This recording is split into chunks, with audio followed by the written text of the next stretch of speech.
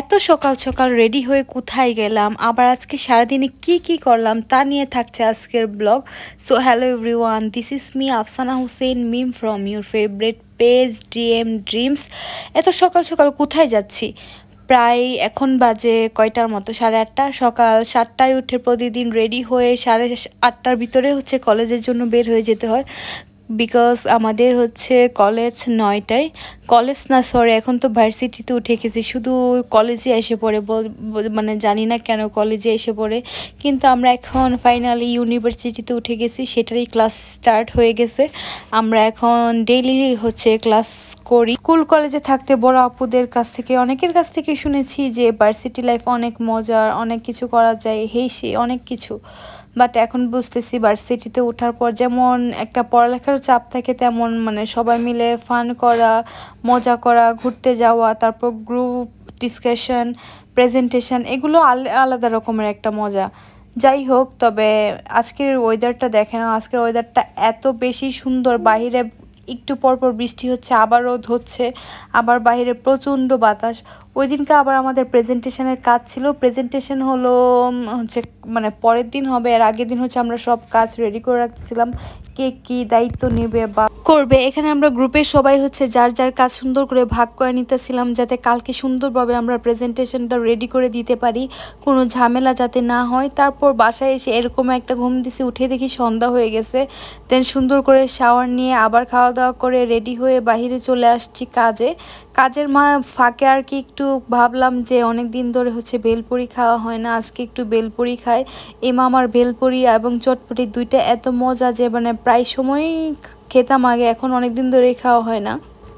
তো ভাবতেছিলাম যে আজকে ফাইনালি খেয়েই ফেলে, অনেক দিন ধরে যেহেতু খাওয়া হয় না, আবার বিভিন্ন ব্যস্ততার মধ্যে সেই থাকা হয়, তো ভাবলাম যে আজকে কেন না খেয়ে ফেলি। তারপর খেয়ে দিয়ে বাসায় চলে আসি। বাসায় রাতের বেলা ছাদে যাই, ছাদে এত পরিমাণ সুন্দর বাতাস ছিল। বাতাস এখন প্রায় 2টার মতো বাজে, এখনো আমরা ছাদে, মনে যাচ্ছে আমরা সারা ছাদেই থেকে আসছি না। কি করতেছি এগুলো, আজকে মুরগির ঘরে কাজ করা হচ্ছে, এই জন্য আমরা আজকে এত রাত পর্যন্ত ছাদে। কিন্তু বাইরের ওয়েদারটাও কিন্তু অনেক সুন্দর, প্রচণ্ড বাতাস, নয়তো এতক্ষণে গরমে সিদ্ধ হয়ে যেতাম। আমি ঘর থেকে বাইরে থেকে আবার ঘরে ঢুকতেছি, প্রচণ্ড বাতাস, ওয়েদারটাও ভালো লাগতেছে, এই জন্য এতক্ষণ পর্যন্ত আসি, নয়তো আমি কখন গিয়ে একটা ঘুম দিতাম। কখন শেষ হবে কাজ তোমার? ঘুমে আমার চোখ ফাইটে দিতেছে। গাইস দেখুন, শখের বেটাকে বিয়ে করার পর রাতে 1:30 বাজে মুরগির ঘর পরিষ্কার করতে হয়। মুরগির ঘরে যে ময়লা আবর্জনা সেগুলো পরিষ্কার করতে হয়। মুরগির ঘরে ফ্যান লাগাইতে হয়, যে উপরে অলরেডি 2টা লাগানো হয়েছে, মানে কিছুক্ষণ আগে লাগানো হয়েছে। তারপর আর কি করতে হয়, এইটাই না দাও, ওইটাই না দাও, কষ্টে পাই না দাও। তারপর এটা তো কিছুই না, আরো আছে শখের বেটার কাপড় চোপড় ধুইয়া দেওয়া, শখের বেটা এটা খাইবো না ওইটা খাইবো না। সত্যি কথা বলতেছি, দেখা গায়ে লাগতেছে, এটা খাইবো না ওইটা খাইবো না। তারপর আলাদা খাবার রান্না করো, ওই যে ফ্যানও চালাই দিয়েছো, দাঁড়াও একটু ঠান্ডায় নিয়ে মাথাটা গরম বানাই দিছো তুমি আমার তোমাদের। কোনটা চলে, বাতাস ফ্যান? তো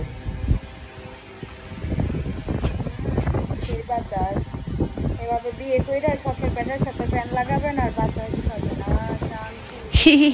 জাস্ট কিডিং গাইস। তো যাই হোক, এই ছিল আজকে আমার ডেইলি ব্লগ। তো কে কোন জায়গা থেকে দেখছেন সেটা কিন্তু কমেন্টস করে জানাবেন, আর কার কাছে এই ব্লগটা কেমন লাগলো সেটাও কিন্তু কমেন্ট করে আমাকে জানাতে পারেন। তো আজকে এই পর্যন্তই, দেখা হবে আরেকটি ব্লগে। টাটা, আল্লাহ হাফেজ।